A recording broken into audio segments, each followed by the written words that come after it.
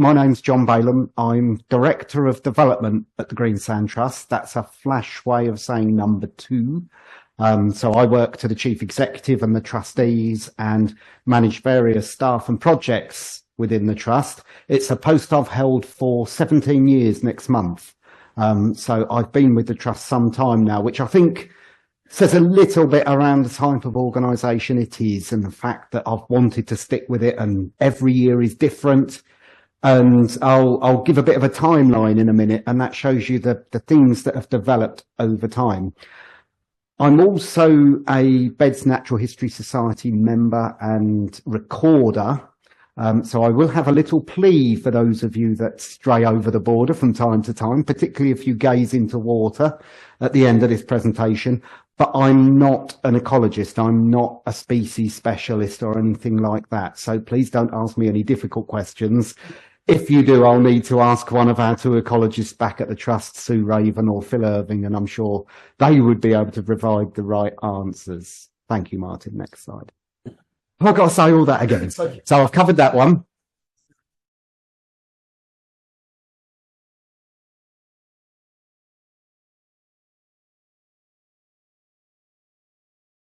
Oh, yes, I was just describing the ridge. So we are, I don't know exactly where we are in Milton Keynes, but I was saying how close. So this boundary is what Natural England describe as a character area. The entire country is divided up into natural character areas. And this is the Bedfordshire Greensand Ridge. But as I was saying earlier, it extends into Buckinghamshire and Milton Keynes. So Rushmere Country Park, right down here in the southwest, north of Leighton Buzzard.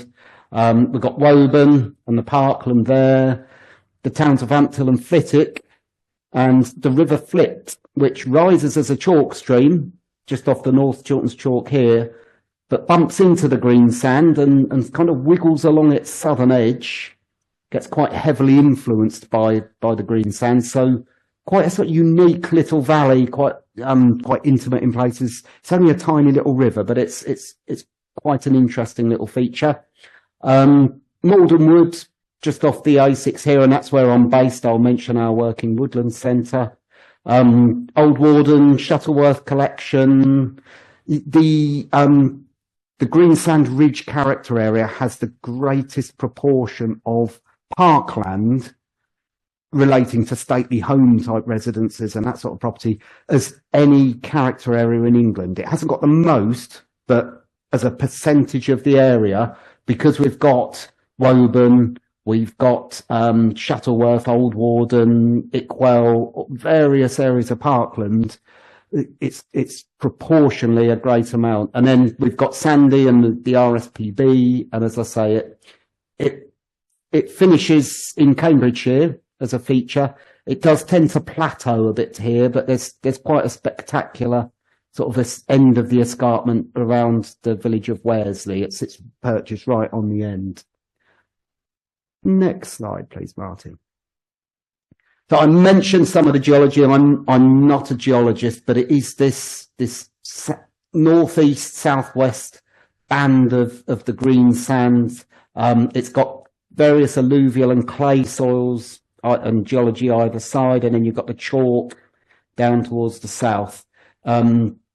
It stands really proud of the clay lands either side of it, and I've got a slide that demonstrates that a bit better coming up. Might even be the next one. So this one shows the elevation, and actually the highest elevation, it gets up to just over 150, I think near 160 metres. You can see the highest parts of the ridge are actually down here towards where Milton Keynes sits in the vale there. So partly why you can see it so clearly is because that's one of the tallest parts of the ridge.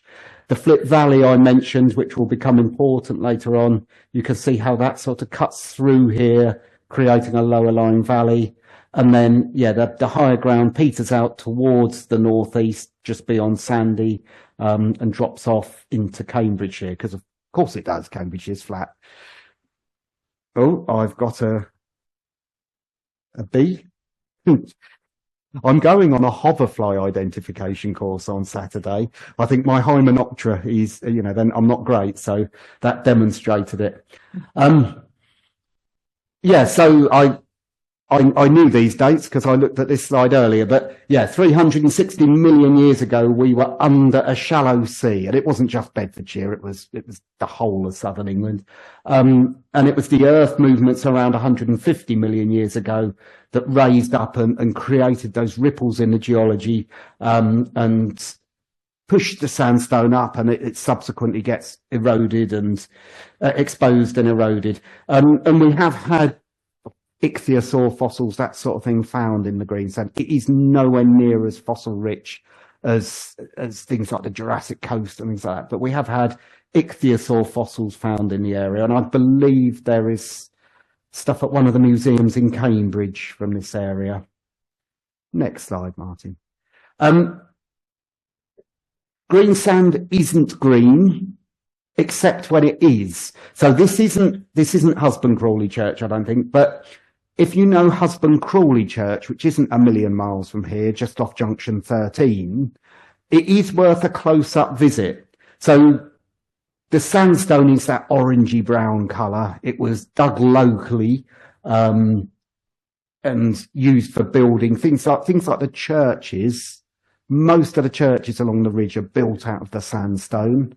Actually, Woburn isn't, because the Duke of Bedford at the time was rich enough, or the newer church in Woburn, the Duke of Bedford would have been rich enough to he could have afforded to import more robust building stones, more attractive in some people's opinion, less attractive in mine. But yeah, so it was used in buildings, churches, walls, wells, that sort of thing. But it is subject to erosion. It is quite crumbly, so it's not the best building material. Sand from our area is also really important, or is more important. Leighton Buzzard silica sand, a very fine white sand, is actually used in glass making. But generally there's a lot of quarrying activity, particularly around Leighton Buzzard, also in the Sandy Biggleswade area. There's been a lot of sand and gravel quarrying, so that's created a lot of opportunities for wildlife subsequently. Fuller's Earth quarrying, less common, but actually two important sites, one at Aspley Guys, Aspley Heath, and the other at Clophill, which I may mention later. So yeah, if Greensand isn't green unless you go to Husband Crawley Church, and bear in mind this isn't, but there are the odd stones in Husband Crawley Church that you can pick out that are green. And that's a mineral deposit called glauconite, which oxidized and turned green, that is found within the sandstone deposits. So you can, if you try, find greensand. Next slide. So I gave a little bit of timescale. The Greensand project, our sort of predecessor body, formed in 95, the actual trust as an entity soon after in 1999. I haven't quite been able to get a date for when Oakwood was bought. Oakwood is part of Rushmere now. It's in Buckinghamshire, so it's very close to here. I think it was pretty close to when we were created, and I think that was our first major land acquisition through grants. We don't receive any core funding from anyone at all. What we have is what we've earned or what we've applied for in terms of grants. So we're not a membership organisation. I was saying to somebody earlier, there are advantages with being a membership organisation. You get that steady income stream, but there are advantages also to not being a membership organisation, because we're very much steered by our trustees, our staff and our volunteers. Sandy Smith Nature Reserve was acquired in 2007, 2008. It's got a misleading name. It isn't anywhere near Sandy. It's actually very close to Clophill and Clophill Lakes, which I'll show you another map of soon. But it's called Sandy Smith because our chairman, Peter Smith, stepped in and bought the site when the rubbish fundraiser at the county council failed with a funding bid. It was me, so I can say that in a former existence. All these grant schemes are highly competitive. You can't expect to win every time. But yeah, I'd applied for funding to secure this site that had come up on the open market. We didn't succeed, so Peter Smith chipped in, well, paid for it, bought it, with one condition, and that was that we named it after his wife, Sandy. So that's why it's Sandy Smith. And Peter and Sandy are, still very much involved with the trust. As I say, Peter is our patron now, so still very much involved. We jointly secured Rushmere Estate with Central Bedfordshire Council back in 2009 to create Rushmere Country Park. And that formally opened in 2011. If anyone was there on the day, it was mid-July and it rained for the entirety. Not a breath of wind, and it just rained stair rods for the entirety. So I was not asked to choose the opening date for anywhere ever again. In 2012, we created the Working Woodlands Centre. I'll touch on that in a minute as well. That's our HQ, that's our base. But it's also a training and education centre focused on woodlands. Also in 2012, the Greensand Ridge was identified. It was recognised as a nature improvement area because of the value of what exists within it. This was a government designation, a DEFRA designation. Technically not a designation, I mustn't say that it was recognised. But it was recognised for the value it had, but also the great potential for expanding and linking and joining up habitats at the landscape scale. Back in 2010, Professor John Lawton, he produced a review of nature conservation and said, it's not good enough that we just look at nature reserves. We need more sites for nature. We need better sites for nature. We need to improve them. We need joined up sites for nature. We need to connect. And they need to, what we do have also needs to be bigger. So he looked at the landscape and just said, more, bigger, better, and joined up. So really impressing on us that landscape approach that the trust had already been following. So yeah, we led on getting this area recognised as a nature improvement area. That's still recognised as policy within Central Bedfordshire's local plan. It's still recognised in the Milton Keynes plan. But it's very, very much in terms of buzzwords and government trends. It's very much superseded now by nature recovery. You'll have heard of a nature recovery network, potentially local nature recovery strategies. In 2015, we formally created something called the Greensand Country Landscape Partnership. That was a heritage lottery funded partnership project, which actually had been several years in getting to that point, and lasted well beyond the normal 3, 4, 5 years of a lottery program because we had COVID in the middle of it. So that ended up continuing to 2022, and we had various activities around that, which I'll cover in a little bit more detail. 2019 was our 20th anniversary. We didn't mark our 25th in 2024 last year, particularly, but 2019 we did highlight as our 20th anniversary. In 2022, we secured the site known at the time as Clophill Lakes, now known as Clophill Lakes Nature Reserve. And in 2025, or to be exact, Saturday just gone, Clophill Lakes opened. So that's a kind of a potted history of us. Next slide. Oh, that's a stunning piece of photo insertion, isn't it? I don't know why it's done that. Anyway, sorry. So volunteering and conservation, our volunteers don't work on vertical cliff faces. I have more pictures of our volunteers the right way up, I hope. We have active volunteers over in the west of our area, focused on Rushmere, and over in the east, focused on the Malden Wood, Clophill area. Over 100 active volunteers probably, and we often get work parties of 20 plus people coming out on a weekly basis. Also work as site wardens, so a more sort of solitary occupation, checking on sites. We have 2 dedicated sheep wardens at Rammermere who go out every day. We have volunteer river wardens who adopt a stretch of river and survey that on a quarterly basis. We have education volunteers supporting our really active education team. And we have visitor services volunteers. So quite often people you'll see on the front desk at Rushmere are volunteers, not paid members of staff. Next slide. And the picture's the right way up. So Rushmere Country Park, many of you will be familiar with.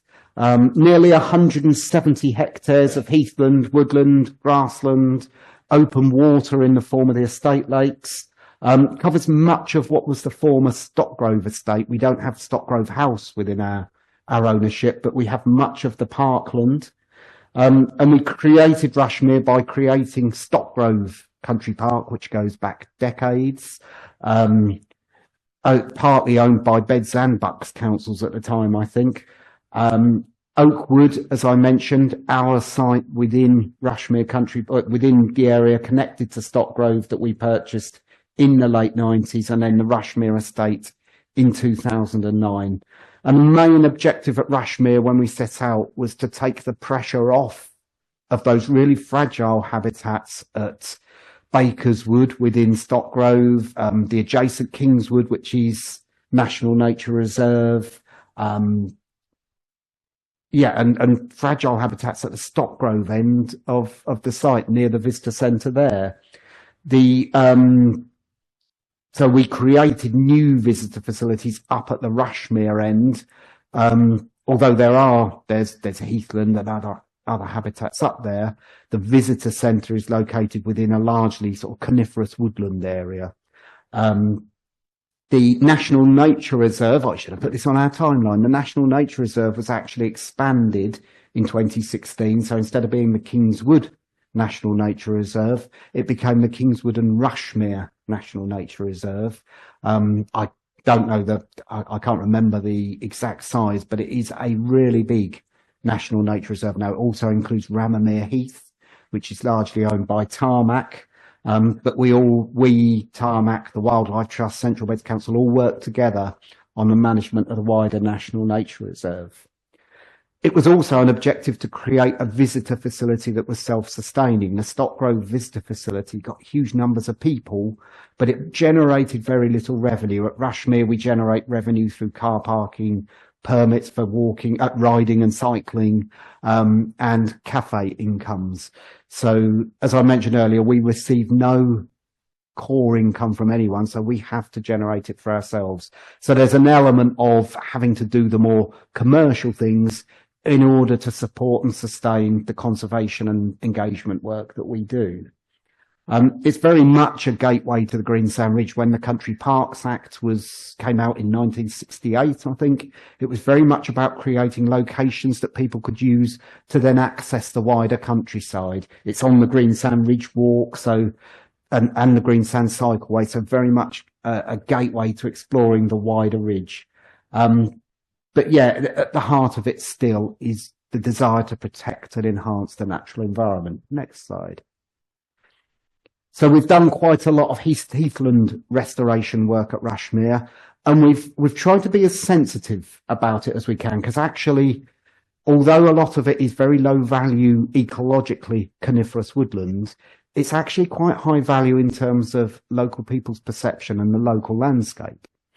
And so we always, whenever we do any work to restore heathland that involves felling trees, we always talk up front about what we're going to do, why we're doing it, why heathland is important, because I think a lot of other habitats are easily overlooked at the moment because they're not seen to be storing carbon like planting trees and growing trees does. So we really try and extol the virtues of heathland in terms of its biodiversity, but also the fact it does store carbon.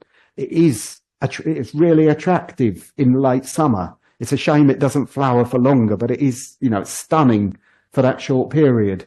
So in some areas, we've kind of created a mosaic of sort of woody heath or heathy wood, depending on quite what the balance is. So we haven't taken out all the trees. We've got some really nice veteran Scots pines at Rushmere. We've got a massive rowan tree. So, you know, we clear around some of these really attractive individual specimens and leave some trees in as belts for landscape reasons. And the picture top right there is Heath dog violet, just to kind of emphasize that it's not just about the heather. There are lots of other plant species, invertebrate species, reptile species, obviously, that we're doing it for. And some areas, like the bottom picture, we do a more open heathland recreation. We've got aerial photographs from the Second World War, courtesy of the Luftwaffe, that show a significantly greater area of Rushmere and the surroundings was very open. The ancient woodlands of Kingswood and Bakerswood were there, but actually much of the rest of the land was much more open. So although it's perceived that it's a wooded area, it's less than 100 years ago it wasn't. Next slide. I mentioned that engaging people and encouraging them to explore our sites is really important. What we found at Rushmere was that people would stick very close to the visitor facility and wouldn't explore the wider site. We've followed up more recently, and we have a thing that tracks people's mobile phone location signals. So we don't know anything about who they are, but we know where people are going. And it is still very much focused around that hotspot, or those hotspots are the visitor centres. But there is a bit more exploration of the wider area. And I'd like to think some of that is because of some of the work that we've done, particularly with our sculpture trails. So this is a giant lizard, which was created out of rhododendron branches. So former parkland, it had rhododendron lining the carriageway, which we've retained some of as a historic environment feature. But it had spread an awful lot. So we did a lot of rhododendron clearance. And rather than burn it and release the carbon, which unfortunately we have to do sometimes, some of it's been used in some of these sculptures. So we had an original sculpture trail as a sort of a first step to exploring the site, which involves things like a giant spider and a giant chair and things like that. And some tiny little fairy doors. That was very much playing on Leighton Buzzard's connection to Mary Bassett and the Borrowers. But I wanted to do something here that was more connected to the natural environment. So the next step out was a heathland sculpture trail, which we got funding through the lottery as part of the landscape partnership for. And it features a range of sculptures and benches, because it's a big site, it's a long walk, and you need a rest occasionally. But they're all themed around heathland wildlife. And I will continue to show this picture with my two children, one of whom sticks his tongue out, or used to stick his tongue out all the time, to embarrass them, because they're now 13 and 10, so they can be embarrassed by it. Heron watch is a really popular part of Rushmere Country Park. I think, you know, the herons are so big and gaudy and loud that they draw the eye. They're nesting very early. They start nesting in February. So it's really good when we've got nothing else going on. But we've got two things that make Heron Watch absolutely fantastic, in my opinion. One is we've got remote cameras on the nests, and that's really good for those who can't necessarily get to the decking, although it is access friendly. But on the decking, we have binoculars, and telescopes, but even more important, we have expert volunteers who will tell people all about the herons, what's been happening, how many nests there are, how many eggs, how many young.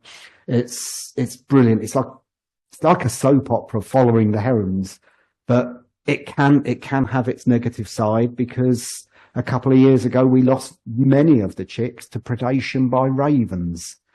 And actually that created quite a lot of debate, because people were telling us, you've got to control the ravens, they're crows. And our response was, well, actually, they're of equal, if not greater, conservation status.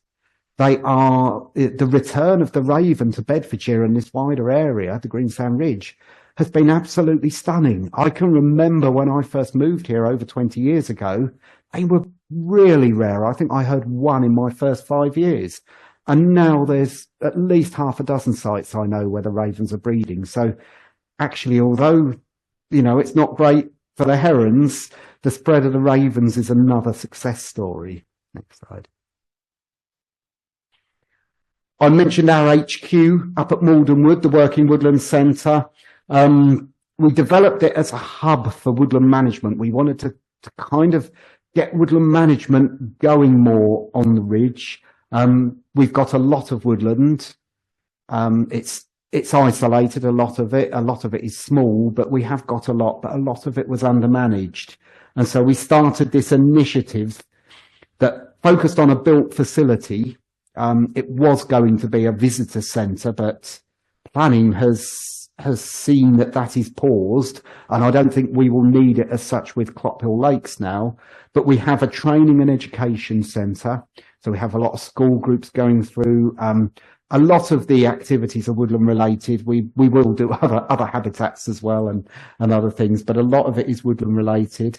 But we also have these workshop facilities for start-up woodland businesses. So we've got 3 workshops that are currently fully occupied.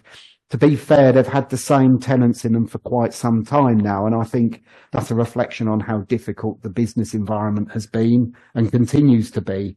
But at least we are supporting 3 small businesses that are working in and around the Greensand Ridges woodlands. It is a really good base for events and activities. It's growing its reputation. We have a sort of annual, in that we'd like it to be annual, but we haven't quite managed it every year. But we've started up a sort of a woodland crafts have a go day. We haven't been able to do as many training courses as we'd like, very staff intensive, but we do this have a go day. So some of the things you can do on a training course, like sit on a pole lathe and whittle away a piece of wood into something sharp and pointy, that people pay hundreds of pounds to go on courses for. We make it really accessible and give everyone, children, whoever, a go at it. So that's an event we're hoping we'll be able to continue on an annual basis. And as I say, it's our HQ, and we've got Malden Wood SSI next door. Malden Wood is owned by Forestry England, Forestry Commissioners was, and it also gives us a basis for developing our relationship with them and working with them on various things. Next slide. I mentioned that we've got a lot of woodland on the Greensand Ridge. This is all woodland in Bedfordshire. Apologies, it doesn't extend into Buckinghamshire, but you can see the Greensand Ridge is really picked out by the woodland. There's much more woodland there than there is the surrounding clay vales. The Forest of Marston Vale, if my colleague James Russell from the Forest was here, he would be bashing me on the head and saying, actually, we've achieved a significant amount of new woodland creation there, which is absolutely true. And because of its connectivity with the ridge, I think, in years to come, that will be a really, really good resource as well.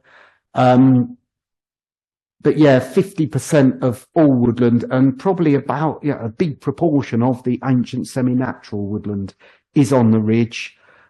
It isn't all thin, sandy soils that weren't very good for farming and therefore got left.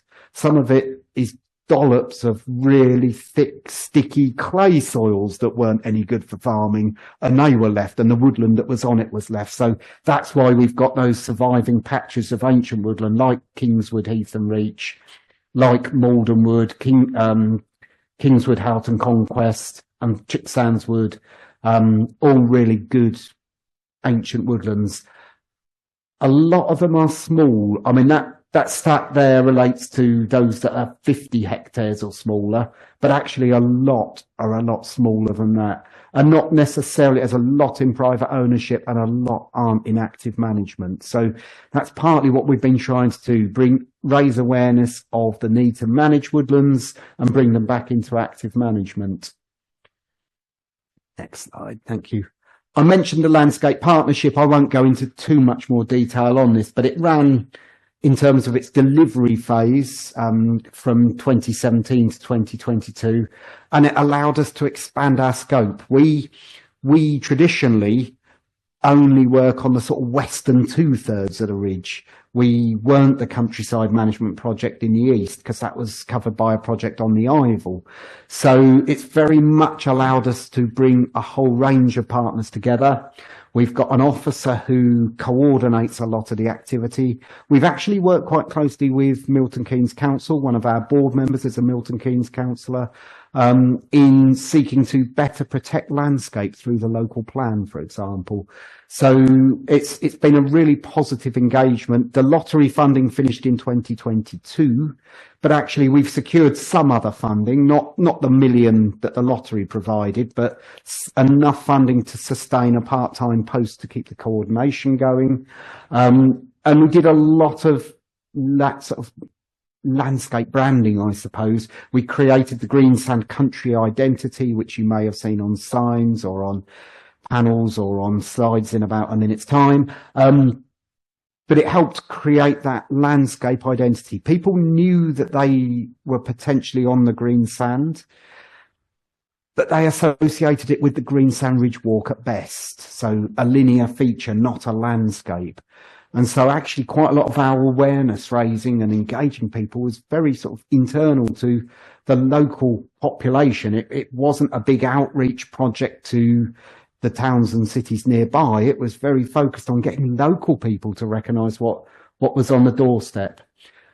We used quite a lot of the money for habitat restoration projects across the area. I think it really helped with heathland and woodland stuff in particular.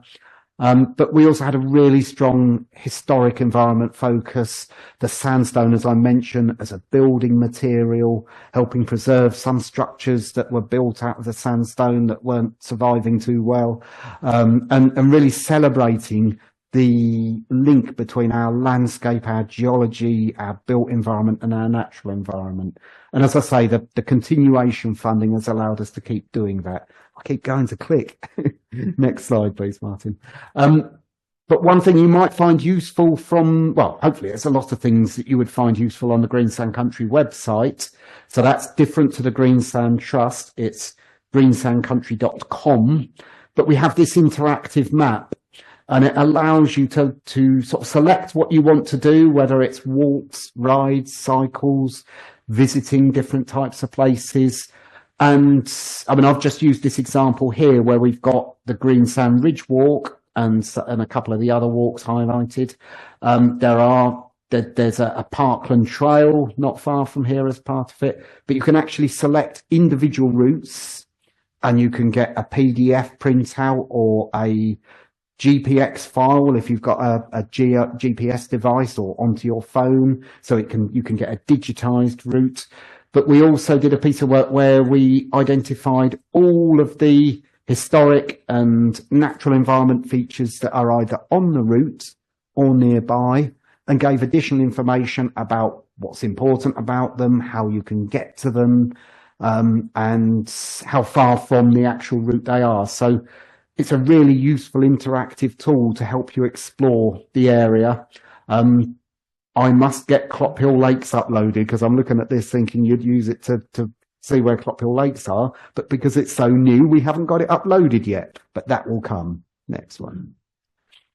We did a lot of interpretation as well around the Greensand. You know, this is very much around saying the Greensand Ridge is a landscape.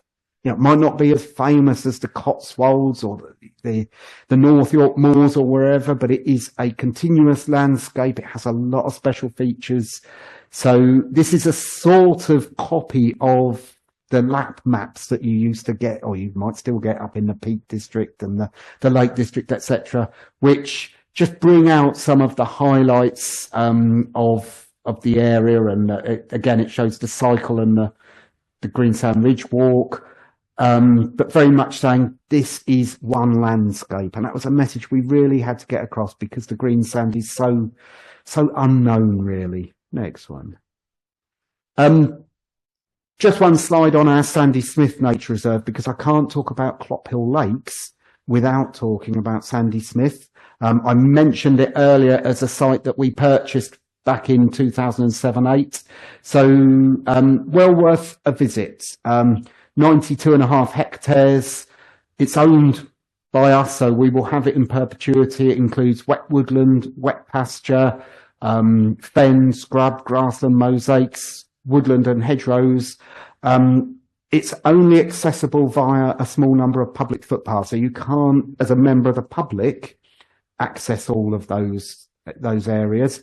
But I'm sure if your society wanted to visit as a group, something could potentially be arranged. We do that with the Beds Natural History Society to give you a bit more of an in-depth look at the site. Next one.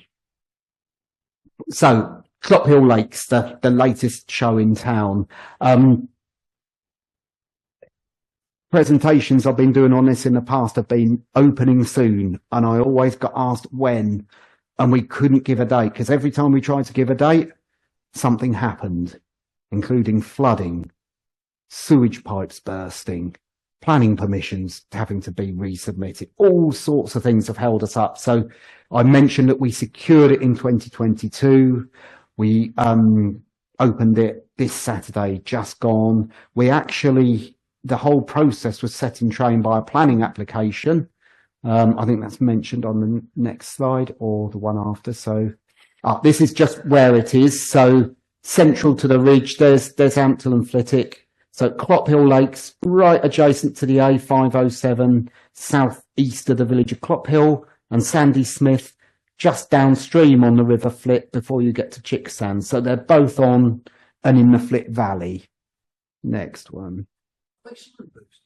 So neither are signposted at the moment.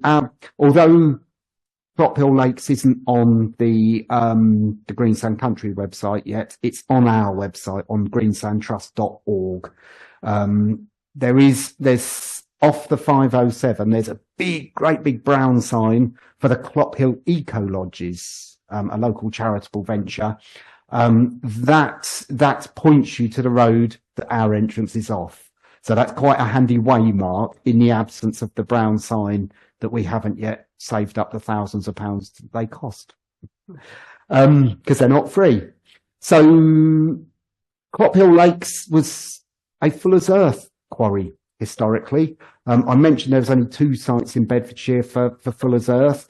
I'm not an expert on what it is, but it was clay-like material that under pressure and heat, I think from sort of volcanic activity, it turned into this substance that sort of resembles volcanic ash. And it's used in a whole range of applications, from precision aerial photography development in the 50s, 60s, various industrial processes, right the way through to cat litter. We like to think that ours was more high-end Fuller's Earth at Clophill. Quarrying, so the original company, the Ports, promised the site to the local community, but they were bought out. Quarrying ceased in 2000. To cut a long story short, there were a lot of legal wranglings. I spoke at one public inquiry in support of access for the village. Legal loophole meant it wasn't to be. But the site was bought by a developer, and they developed a 50-house site outside of the village envelope, so it had to do something special in order to gain planning permission. And that something special was to hand over the Clophill Lakes site at long last. As I say, quarrying ceased in 2000, so the ecological interest has been developing away ever since. And yeah, that planning permission was given in 2016. Now, we eventually got the ownership, and we did get Section 106 planning funding, developer funding, to help develop the site. But a lot of that funding was set in 2016, and inflation and prices of materials went up a little bit since then. So it's been really challenging. You know, when I do my tin rattling bit later, it's been really challenging delivering a site fit for purpose with visitor facilities, fencing, etc., to protect areas from the public, to keep grazing livestock in, etc. It's been really difficult to get all of that established, but we opened to the public on Saturday, and so far so good. The weather's been kind to us. Next slide, Martin. So that's just an image of it when it was a quarry, just to give an indication of the size of it and the size of the water bodies. There's a digger there, there's a digger there. So absolutely enormous hole in the ground. When you think of all the vehicle movements that have been, all the dust and noise, you can see why the village felt it deserved getting this site handed over to it in return. Next slide. The other thing that happened as a result of the quarrying was the River Flit, already much modified. I mean, that's a really straight channel. That's a really knackered river anyway, but it was completely diverted. Its course went through where they were going to dig this great big hole where these two lakes are. So they actually diverted the course of the Flit. This is what exists now, and it's a wholly artificial channel. It actually looks nicer as a river channel than some parts of the very heavily modified normal River Flit, previous River Flit, but it's still an engineered structure. It's still in need of restoration and further conservation work. But yeah, they moved an entire length of the river in order to do that. So this is an overview of the site pretty much as it is now. So I mentioned that you come in, you've got the A507 here, there's a road comes off here, and you come down what was the old quarry track. We've got a car park, which was the old quarry car park. We've put a little visitor facility in. It's a clad container type solution, because the original visitor centre we had planning permission for had foundations, and it was discovered that there were shifting sands underneath. We'd already had surveys done, so we thought we knew, but then further surveys showed shifting sands were underneath. So the cost of piling that would have been greater than the cost of the visitor centre. So we had to redesign, and we went to the flat-bottomed clad container solution. It's got a cafe, it's got toilets, it's got a little office. So it does what it needs to do. We've got a surfaced path network throughout the site as a sort of a spinal route.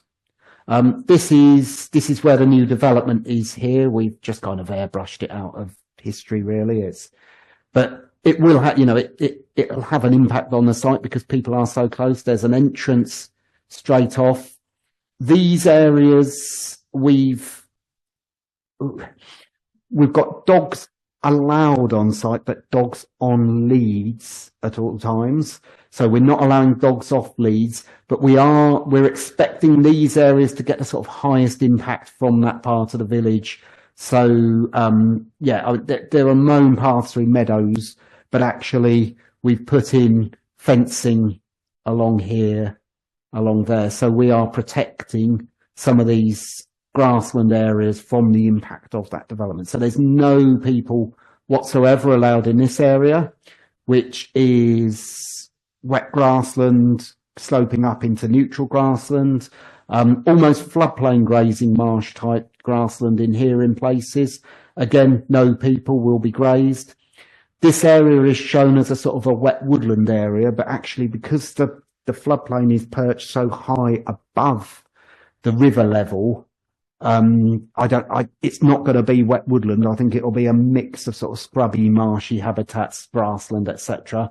But again, no people allowed anywhere on this side of this watercourse here. The two main lakes are the focal features. So we've got the surface route along and to viewpoints for much of it. And then an unsurfaced route allows you to do a circular. We've got a section of boardwalk with a viewpoint. So plenty of opportunity for people to walk and see the majority of the site. We've got the Cainho Castle scheduled monument here. And we've also got a large arable field, or ex-arable field here. That field originally wasn't going to be handed over to us. We took a reduced Section 106 contribution in order to take on that field as well. because the big fear was that there could potentially be development on parts of it if the house builder retained it. So we may have shot ourselves in the foot slightly, but we have protected landscape and habitat. At the moment, we're thinking that we will sort of, it's definitely not something that you would call rewilding. It is just left to itself at the moment. But I think we're thinking it will probably be a sort of a grassland scrub mosaic, a bit like we have at Sandy Smith. Although it looks flat here, obviously it's on a map, it actually slopes up towards the road, and it's a mixture of neutral grassland, acid grassland, bits of scrub, hedgerow, etc. So it's a real mosaic already. So we will ultimately want to graze that, but I think we'll let it develop as a quite extensive grazing system with patches of scrub in amongst the grassland. There's quite a few, and please don't ask me to recite species because I won't remember, but there's quite a few interesting arable weeds in there. Don't like the term weed, but a few interesting arable weeds in there. So we'd quite like to maintain those patches. Next slide, Mark.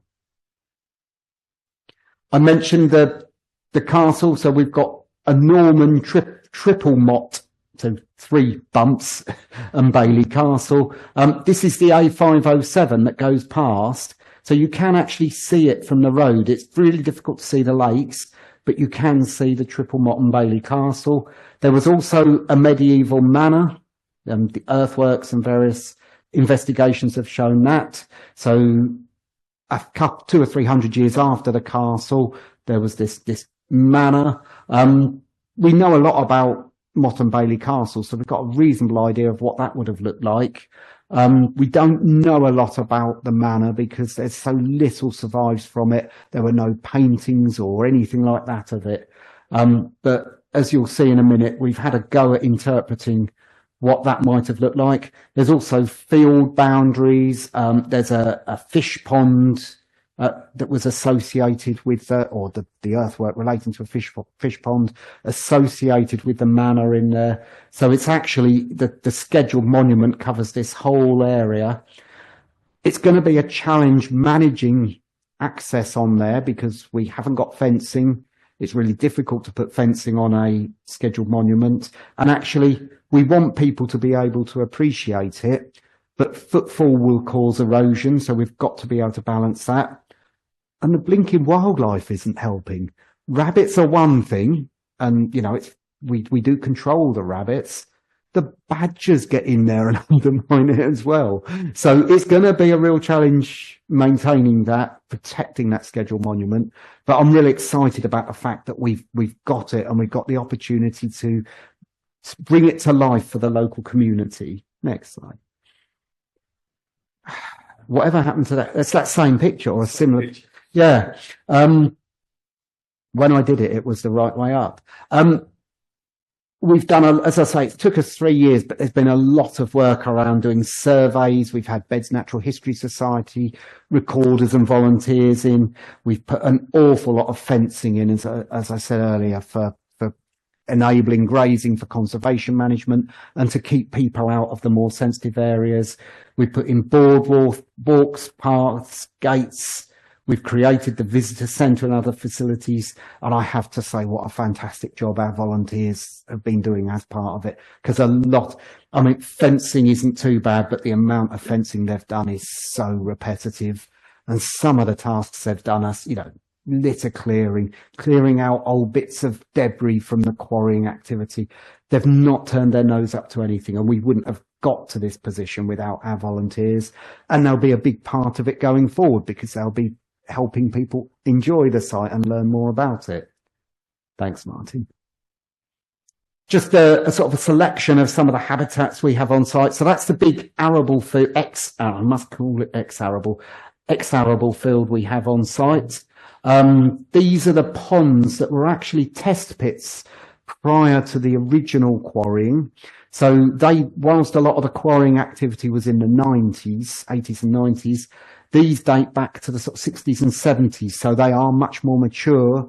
They've developed a really good flora, but also, despite the fact that they were used as fishing ponds by the Laporte Angling Club for many years, they've got really good invertebrate life in them, including dragonfly and damselfly nymphs.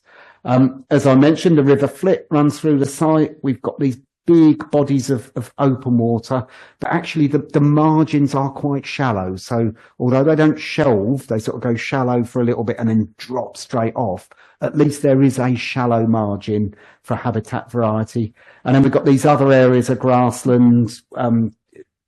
This is standing on the entrance road just as you come in, looking north towards the Greensand Ridge in the background. So this starts off quite boggy, but actually dries out and goes into neutral grassland. So we've got a really good range of habitats. There's also bits of scrub and secondary woodland on site, but it's the grassland and the wetland habitats that are the real draw, I think.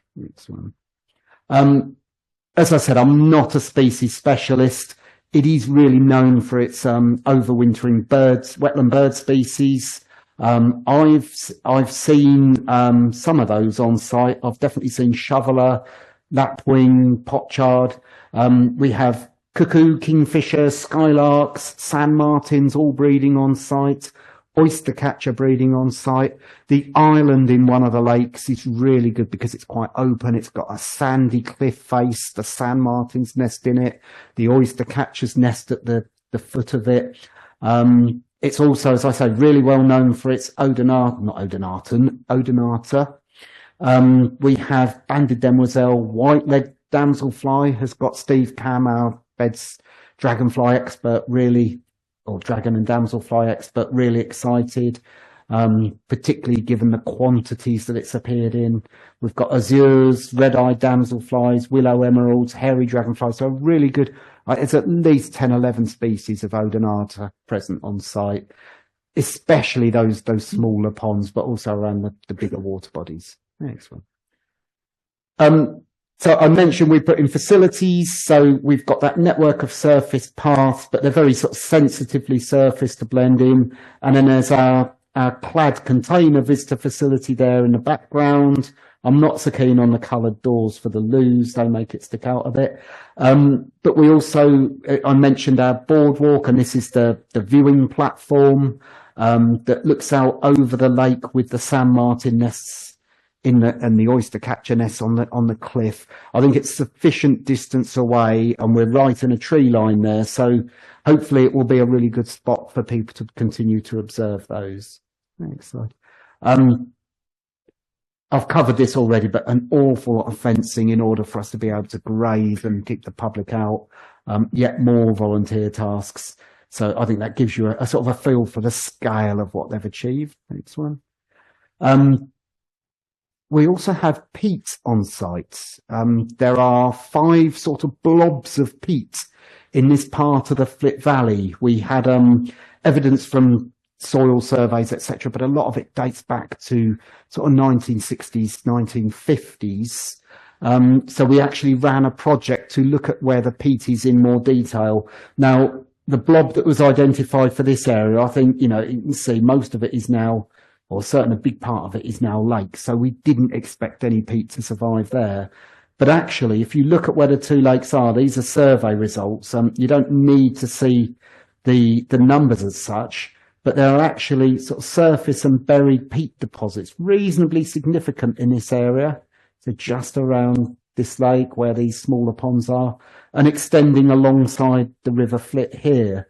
So we will be adjusting our management. We'll be looking at water level management so we can conserve those peat soils, because of course they create unique habitats, but also the amount of carbon dioxide that peat can hold, far greater than any other habitat soil in terms of that storage capacity. So really important for fighting both the biodiversity crisis and the climate crisis. I just put in a few sketches. So they're not mine. I couldn't manage anything of this ilk, but one of our trustees is a fairly talented watercolour artist, but we had a specialist in the historic environment, but also a computer-aided design CAD user. He took all the levels information, any archaeological survey information, and created 3D structures on the computer for what the castle and the the manor house would have been like. Obviously, they're very simple structure, but they give you an idea of the shape. And our trustee took those. She lives in the village. She took those and she's created these watercolours of what we think it would have looked like. And they're going to be really useful in terms of our interpretation and engagement, because it's a lot more interesting than just a few lumps and bumps in the ground. But yeah, sort of representing that outer bailey and the inner bailey with the keep on top of the tallest of the mounds is what we think it would have been like. I cropped off some strange bird silhouettes because I didn't think they quite fitted. So there's the manor house now. The manor was, as I say, there's so little remaining of it. This really is a guess. It's our best guess. It would have been a moated manor house. We know that from the earthworks.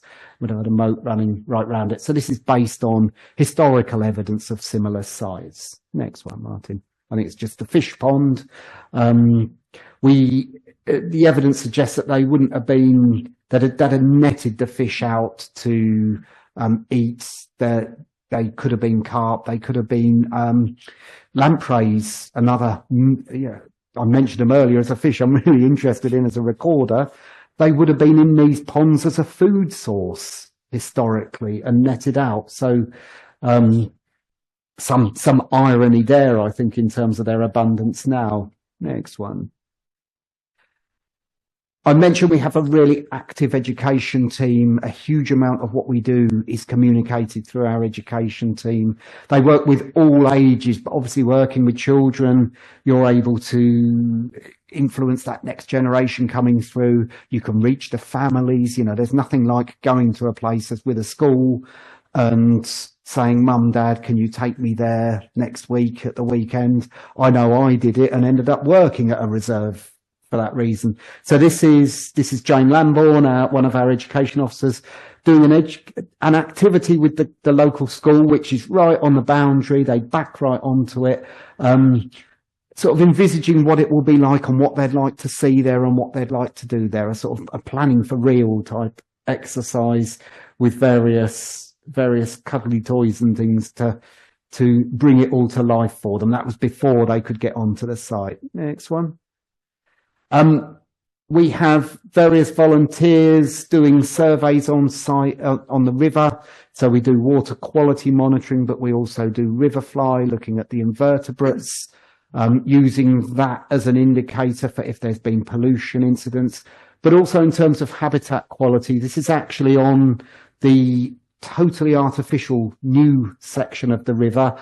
And anecdotally, we think that the trees that were planted there at the start, now sort of 30 years old, have created a sort of a shaded canopy, and the weed in the riverbed is becoming sparser, and potentially we're getting a bit of an invertebrate decline. So maybe a driver for opening up the canopy, getting some more deadwood in the channel, trying to increase the diversity, and monitoring the invertebrates will be a really good way of knowing whether or not that has worked. Next one. Couple of things we've got coming. So although the San Martins nest on one lake on an island, we're going to put in an artificial nest bank so that it's easier to see, but also so that it can be more easily monitored. And we've also got a Swift tower now ready for installation. So that will be coming as something that's a bit of a focal point on the edge of the car park, as well as creating that nesting habitat for them. Next one. So I have to mention our funding appeal. As I said, we're not core funded. We didn't get sufficient funds through the planning system to establish the site fully. We've had to do a lot of fundraising through grants, and also through the general public. And we've launched a sort of a specific opening appeal. And our patron, Peter Smith, has said that he will double the donation. So for every £1 donated in the next few weeks, he puts in £1 of his own money. Our target is 40k, and we're up to 12k already now, given we've only just opened. That's not bad. That's not all from visitor donations, but actually what's been really heartwarming is looking at the website and seeing the donations coming through and the messages of support saying, you know, at last it's open, it's brilliant and all the rest of it. So I will shamelessly plug our appeal. I've got a pot and some donation envelopes. There's the, that's the appeal website, or web page. So I'm here. I'm not being paid by the Greensand Trust to be here tonight. I'm doing this as a volunteer. So any donations towards that appeal would be very much appreciated. Next slide. I think that's the last one. I think it's just my contact detail. Oh no. So that's the fish at B&HS one. So we've covered that. And then there should be one with my contact details on, and if you want to ask any questions, please feel free. Thank you for listening.